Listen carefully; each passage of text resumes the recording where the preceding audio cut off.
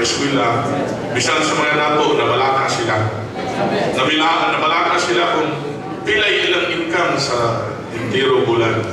Nabalaka sila nga nakautang sa ilang makulikta. No, ang kabalaka, sama sa gingon sa igsoon, muna siya gihimong gear para ang tao, no, mahimong manaagan na sa kabalaka. No, wala na'y panahon halang sa Ginoo. Naganay istorya sa igsoon siya nga. Doon na rin isa na igsoon ng negosyante. Nabalaka siya, ganun, moray iyang nakita, 30 milyon sa kabulan. No, ingana nga mga buta, muna ang ihimo sa inimi, aron mahimo tang mabalaka. Dili na ta pure, putli, nga makigabitay niya sa Ginoo. Salamat sa Ginoo nga kanunay i-remind pa mga igsoon. No, nga kini atong iglesiyanong kinabuhi sa atong pagpadayon, makahimo na ta nga makaabot, no, ang Roman numeral 2 nagahisgot about sa righteousness.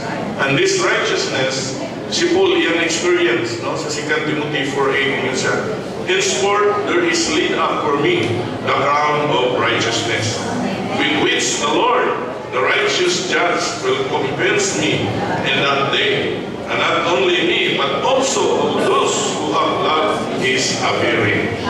Ingana uta ang atong masinati adlaw-adlaw. Kaya ang paghukom ni sa Ginoo, atong gipabot tungod sa atong pagigugma kaniya adlaw-adlaw. Kung nahigugma ta sa iya, maigsoon, mahigugma ta sa mga pagpakigabitay sa mga igsoon.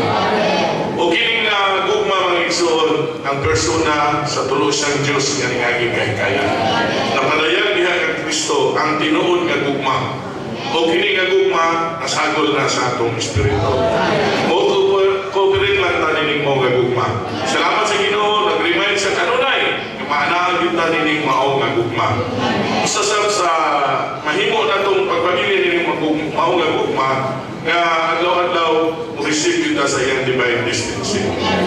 Kahit kitang panahon, pahinulos nining mao Kristo nga gugma nga naa sa itong sulod, nga ang supply siya sa mismo nga gugma.